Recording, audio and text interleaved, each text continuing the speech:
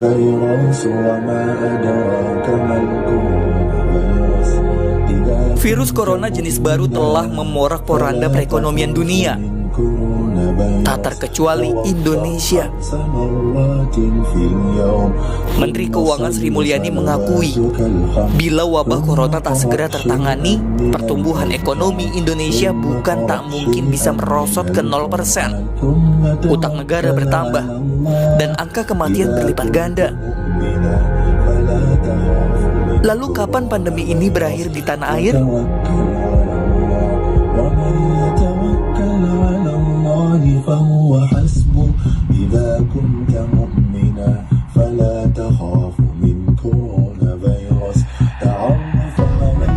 Hingga 28 Maret 2020, jumlah kasus COVID-19 di Indonesia mencapai 1.155 kasus.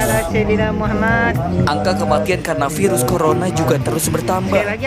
Tingkat kematian COVID-19 di Indonesia sempat menyentuh angka 9%. Ini membuat Indonesia berada di peringkat atas dalam daftar negara dengan tingkat kematian kasus corona tertinggi di dunia.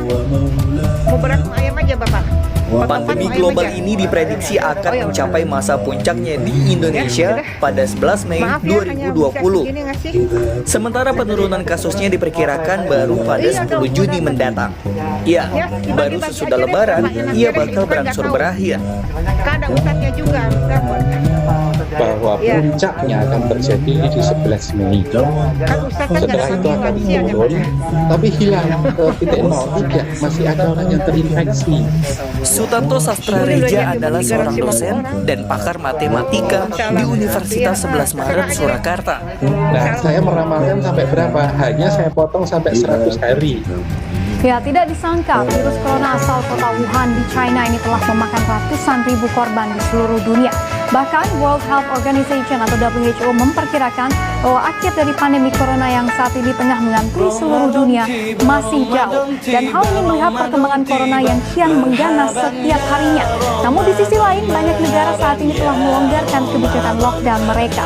Seperti apa? Saya bahas untuk Anda di Corona Menggila, 3 juta penduduk bumi terjangkit. Yang pertama saya ingin mengajak Anda melihat seperti apa penyebarannya di seluruh dunia. Karena mungkin tak kita sadari begitu ya, kasus corona di seluruh dunia saat ini sudah lebih dari 3 juta kasus. Tepatnya 3.148.521 orang di bumi ini sudah terinfeksi virus mematikan ini. Dan angka kematian akibat virus ini pun telah mencapai lebih dari 200.000 orang saat ini, tepatnya 218.371 orang. Ini artinya secara rata-rata global tingkat kematian atau mortality rate akibat COVID-19 ini adalah sebesar hampir 7%, yaitu tepatnya 6,9% pada tingkat global. Lalu kemudian kita lihat juga dari lebih dari 3 juta orang ini, 962.000 orang telah dinyatakan sembuh dan sudah boleh dipulangkan ke rumah mereka masing-masing di seluruh dunia. Sementara berdasarkan data yang kami ambil dari Worldometers, 1,96 juta orang atau hampir 2 juta orang saat ini masih dalam perawatan melawan virus ini, di mana 97% dari mereka ini berada dalam kondisi stabil, sedangkan 3% atau sekitar 22.000 orang saat ini berada dalam kondisi kritis melawan virus ini. Lalu kemudian kita lihat juga selain kota Wuhan yang menjadi epicentrum dari penyebaran, kota ini negara-negara mana saja yang saat ini tengah kewalahan menghadapi banyaknya pasien terinfeksi, bahkan angka kematian yang melonjak tajam. Kita bergeser ke selatan. Jadi ini ya. Dan seperti kita ketahui bahwa Amerika Serikat atau AS sudah menjadi pusat dari pandemi COVID-19 atau virus corona. Jumlah pasien aktif corona di negara adidaya tersebut ini sudah mencapai 1 juta orang saat ini. Kasus corona di Amerika Serikat atau 1/3 dari total kasus virus corona yang ada di dunia. Dan hal ini bisa kita katakan tak diantisipasi oleh negeri paman Sam tersebut, karena pada awal virus corona ini ditemukan di China, Presiden Amerika Serikat Donald Trump sempat menyebutkan bahwa virus ini adalah hoax dan yakin AS tidak akan terinfeksi. Namun kenyataan berkata lain, karena AS saat ini menjadi negara dengan kasus corona terbanyak di dunia dengan lebih dari 1 juta orang, dan angka kematian yang sangat tinggi sekali sudah mencapai 58.964 orang meninggal dunia di Amerika Serikat. Dengan kota New York saat ini menjadi epicentrum dari penyebaran virus corona ini dengan lebih dari 300.000 orang di terinfeksi oleh virus mematikan ini. Lalu kemudian setelah Amerika Serikat, kita ke Eropa di mana ada Spanyol yang saat ini juga menjadi epicentrum kedua corona di dunia setelah Amerika Serikat. Dengan lebih saat ini total kasusnya ini mencapai 210.773 orang telah terinfeksi virus ini dengan angka kematian atau mortality rate yang sangat tinggi, bisa kita katakan seperti itu, di mana ini sudah mencapai 11% dengan total kematian mencapai 23.822 orang telah meninggal dunia akibat dari virus yang mematikan ini di Spanyol. Dan epicentrum dari penyebaran ini terletak di kota-kota wisata yang ada di Spanyol seperti Madrid dan juga Wallonia, di mana penyebaran yang hingga saat ini belum teratasi di Spanyol. Inilah yang membuat akhirnya Lembaga Moneter Internasional atau IMF memperkirakan bahwa tahun 2020 ini ekonomi Spanyol akan terkontraksi lebih dari 8% karena kita melihat penyebaran serta angka kematian yang sangat tinggi membuat ekonomi Spanyol lumpuh saat ini. Lalu kemudian setelah Spanyol, negara ketiga ini masih terletak di benua Eropa juga. Siapa? Kita lihat di slide berikut. Ya, Italia. Sejauh ini Italia menjadi negara dengan angka kematian atau mortality rate tertinggi di dunia, yaitu lebih dari 27.000 orang yang saat ini telah meninggal dunia akibat dari virus corona ini, dan angka infeksi mencapai 201.505 orang telah terinfeksi. Ini artinya mortality rate di Italia saat ini mencapai 13,5%. Angka kematian di Italia dari total kasus yang terinfeksi. Dan besarnya jumlah korban COVID-19 di Italia ini masih menyisakan banyak tanda tanya begitu ya. Apa penyebab tingkat kematian virus corona begitu tingginya di sana? Dan ini disebabkan seperti informasi dari Anda oleh beberapa faktor. Yang pertama ini adalah usia dan juga riwayat penyakit pribadi di Italia, di mana mungkin ini tidak kita ketahui begitu ya, 85,6% dari mereka yang meninggal di Italia akibat terjangkit virus ini adalah orang yang berumur lebih dari 70 tahun ke atas, kalau menurut laporan dari Institusi Nasional Kesehatan di Italia. Dan ini dikarenakan oleh tingginya tingkat penduduk usia lanjut di Italia dengan mencapai angka yaitu sekitar kira-kira 23% dari seluruh populasi orang Italia ini berusia di atas 65 tahun. Jadi inilah salah satu faktor yang membuat angka kematiannya tertinggi di dunia saat ini dengan 13,5%. Lalu kemudian dari Eropa kita ke Asia, di mana India saat ini merupakan negara dengan kasus COVID-19 terbanyak di Asia. Dengan total kasus saat ini mencapai lebih dari 31.322 orang telah terinfeksi, dengan kematian saat ini telah mencapai hampir 8.000 orang atau tepatnya 7.969 orang telah meninggal dunia di India. Padahal sebagai informasi untuk Anda, India ini telah memperlakukan lockdown menyeluruh sejak tanggal 25 Maret lalu. Namun sepertinya lockdown total ini bisa kita bilang kurang ampuh begitu ya dalam memerangi virus corona di India. Dan melihat bagaimana kasus corona ini melonjak tajam di seluruh dunia, ini membuat sistem kesehatan dunia kewalahan menghadapi banyaknya pasien yang terinfeksi dan juga kasus kematian yang sudah mencapai lebih dari 200.000 orang saat ini. Dan banyak negara di dunia saat ini malah ramai-ramai melonggarkan yang namanya kewajiban lockdown mereka. Siapa saja dan seperti apa pelonggarannya kita lihat di slide berikutnya. Ya, kita ke Vietnam terlebih dahulu yang dinilai sukses dalam memerangi corona, di mana sejak diberlakukannya lockdown hingga saat ini tercatat nol atau tidak ada orang yang meninggal di dunia akibat virus corona di Vietnam. Walaupun kasus corona di sana ini mencapai 270 orang yang sudah terinfeksi. Padahal kita ketahui Vietnam begitu ya secara geografis ini tepat bersebelahan dengan China. Namun Vietnam kita ketahui mengambil langkah awal untuk melockdown negaranya sejak tahap awal corona berkembang di China, dan alhasil nol kematian, bahkan warga Vietnam saat ini sudah diperbolehkan untuk beraktivitas seperti biasa. Lalu setelah Vietnam yang mencabut lockdown secara mengejutkan, ada Italia yang juga saat ini pelan-pelan ingin roda perekonomiannya kembali berputar, di mana pemerintah Italia ingin membuka kembali gerai-gerai non esensial di Italia pada tanggal 10 April mendatang begitu ya. Dan padahal seperti kita bahas tadi, Italia saat ini adalah negara ketiga kasus corona terbanyak di dunia. Bahkan mortality rate atau kematian tertinggi di dunia dengan 13,5%. Dan sekali lagi saya tekankan begitu ya, ini kan mencapai 13,5%. Jadi ini membuat pertanyaan gitu, is it the right thing to do? Jadi banyak yang mempersoalkan keputusan Italia untuk membuka kembali gerai non-esensial pada tanggal 10 April mendatang.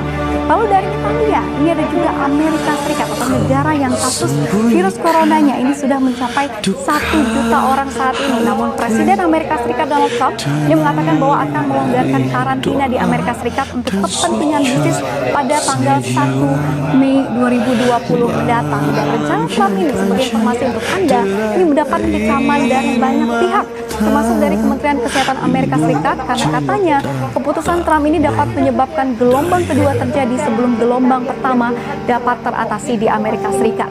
Jadi inilah yang terjadi di seluruh dunia saat ini, begitu ya, di mana krisis kesehatan akibat virus corona ini menjadi semakin mengkhawatirkan dan lebih dari 3 juta orang telah terinfeksi dan 200.000 orang meninggal dunia, dan belum juga ditemukan titik terangnya seperti apa dan juga kapan vaksin corona ini ditemukan dan dapat digunakan, dan kapan akhir dari pandemi. Inilah yang menjadi pertanyaan bagi banyak pihak saat ini. Hampir 2 bulan Indonesia berjuang melawan corona, pemirsa. Bahkan sejumlah ahli mengatakan bahwa ada saatnya corona ini akan selesai di Indonesia.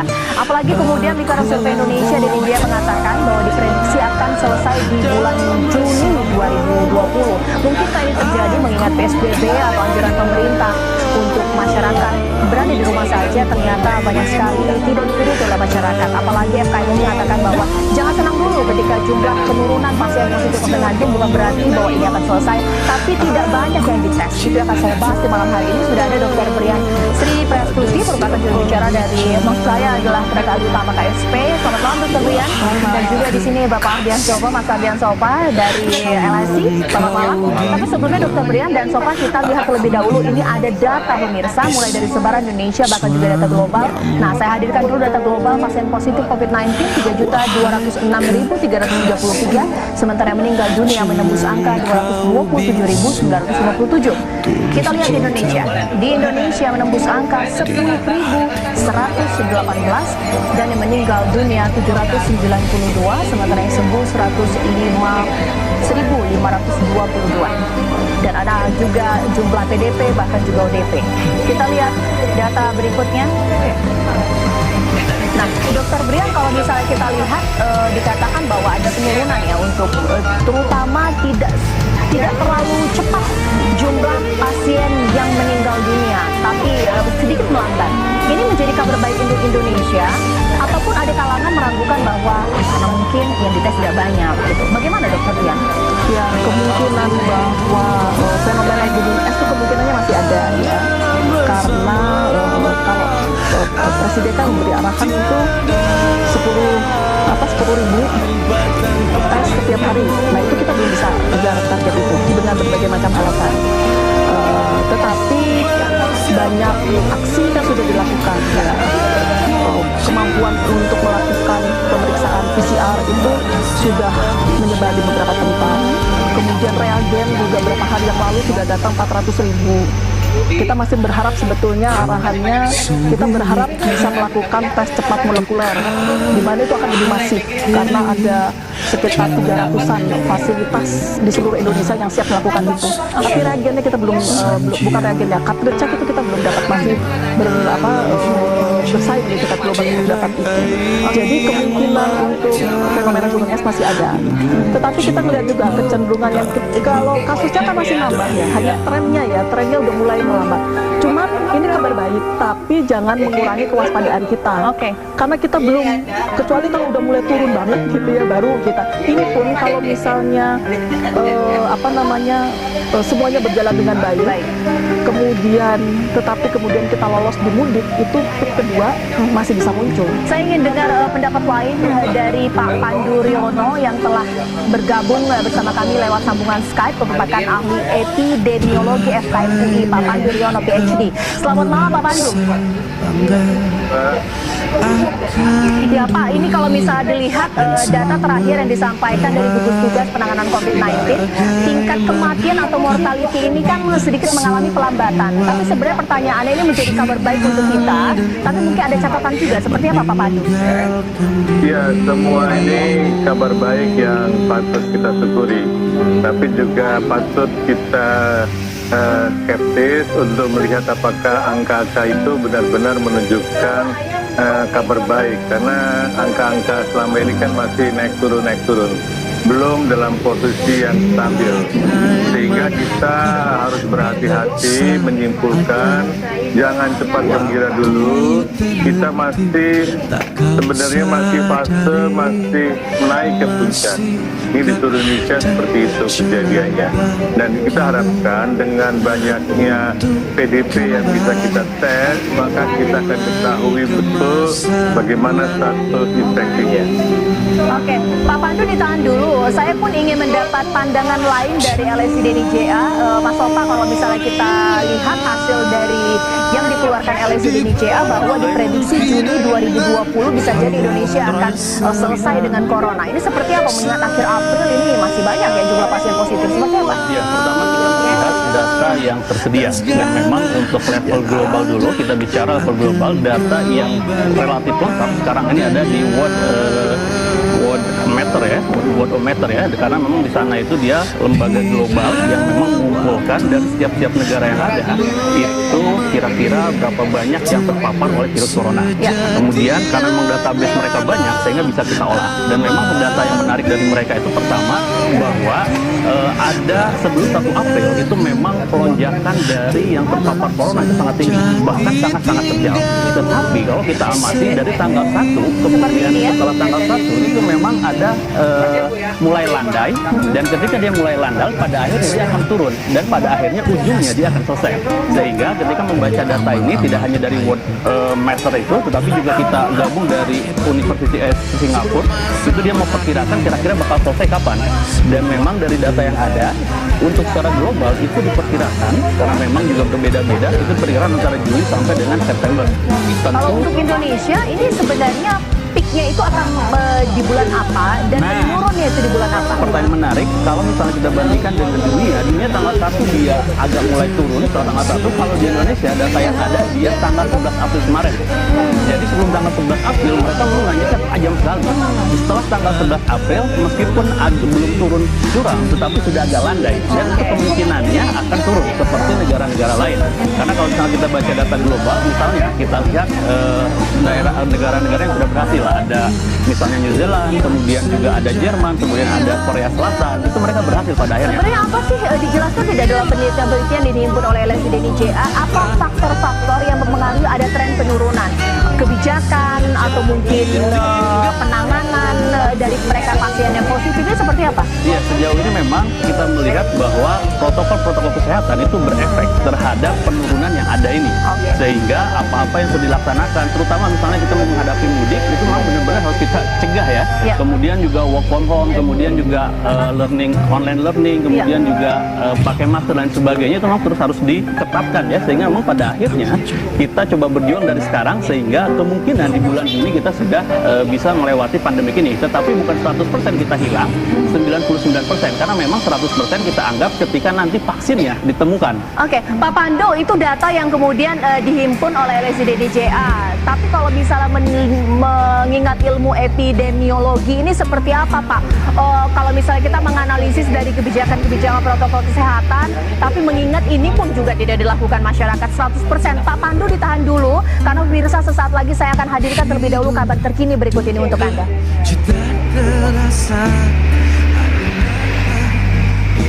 Ya, kembali apa kabar Indonesia Malam pemirsa, dan kemudian kembali saya tanyakan kepada Pak Pandu. Pak Pandu, dikatakan oleh LSI DNIJA, penurunan ini mungkin terjadi mengingat protokol-protokol kesehatan yang sudah dilaksanakan pemerintah.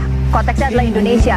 Tapi mengingat di Indonesia ini juga tidak dijalankan sepenuhnya seperti PSBB, dilarang mudik tapi tetap mudik, dilarang keluar rumah tapi tetap saja. Bagaimana Pak Pandu? Ya, kalau melihat itu sebenarnya kita berani mengatakan too good to be true, karena sebenarnya banyak faktor yang mengaruhi. Pertama, Indonesia itu luas. Kita tidak hanya bisa melihat PSBB di Jakarta yang mulai lebih awal. PSBB di tempat-tempat lain baru saja mulai. Kalau kita melihat efek PSBB pada pelaksanaannya juga masih kurang terimplementasi dengan baik. Dari data Google yang kita amati, ternyata proporsi penduduk yang tetap tinggal di rumah itu kalau Jakarta sudah sampai 60%. Di wilayah lainnya masih sekitar 50%. Bahkan ada wilayah seperti Jawa Tengah itu di bawah sekitar hanya 40%. Bagaimana mungkin kalau PSBB-nya belum terimplementasi dengan baik, akan secara nasional akan terjadi penurunan serentak. Ini yang tidak mungkin, karena itulah kami lebih konservatif melihat mematchingkan dengan efek PSBB, apakah betul-betul diimplementasikan, apakah betul-betul terdampak, dan kita melihat juga laporan kasus yang dilaporkan. Laporan kasus sendiri sebenarnya sudah diberitahu bahwa itu adalah angka yang sudah beberapa hari yang lalu terlambat, ada antrian dan sebagainya. Ini membuat kita tidak bisa mengatakan angka hari ini adalah kasus hari ini. Itu mungkin angka 3 hari yang lalu. Masih banyak yang masih belum diperiksa. Kita melihat tren daripada PDP terus meningkat di semua wilayah Indonesia. Mungkin di Jakarta agak sedikit melambat, tetapi di seluruh wilayah Indonesia terjadi peningkatan yang luar biasa. Iya, Mas Oto, kemudian ini dikomentari karena begini, kalau tadi saya bawakan informasi sebelumnya, masyarakat sampai masih ada nekat mudik, bersembunyi di belakang truk, jalan terpal. Ini bagaimana kemudian kita mengatakan bahwa mungkin akan selesai, mengingat tidak semua protokol kesehatan dilakukan oleh masyarakat Indonesia, seperti apa? Betul, memang tidak 100% bahwa anjuran-anjuran pemerintah, kemudian juga pemerintah daerah, bahkan pemerintah lokal dilaksanakan oleh pemerintah. Tetapi efeknya kita bisa lihat meskipun tidak 100%, tapi ada efeknya. Itu memang yang bagus, dan memang ini bukan hanya tanggung jawab dari pemerintah 1, 2, dan 3, tetapi juga sebenarnya tanggung jawab dari masyarakat, karena ya sekarang ini kita tinggal sabar-sabar aja. Toh sebenarnya secara data global, kemudian data Indonesia sudah menunjukkan tren yang positif, tinggal memang kita menjaga ya istilahnya sabar-sabar sampai dengan nanti setelah Lebaran. Waalaikumsalam. Ini kita hitung berarti kan ya 1, 2, 3 minggu dari Lebaran sudah selesai, sehingga memang kita bertahan sampai dengan nanti, dan ini virus tidak menyebar kembali, sehingga memang bisa terpantau lebih kuat ya daripada yang ada sekarang. Kalau misalnya memang terus kita ada keadaan begini terus, kemudian merasa bahwa aman-aman, malah akan menjadi kacau buat saya. Oke, mengingat ini menjadi perdebatan, mungkinkah ini kemudian berakhir di Juni atau mungkin di September, seperti apa? Bahkan dari pemerintah kita akan minta caranya seperti apa lagi untuk membuat masyarakat ini patuh dengan protokol kesehatan jika ingin selesai corona di Indonesia. Sesaat lagi di Pakar Pada Malam. Ditinggallah sepi,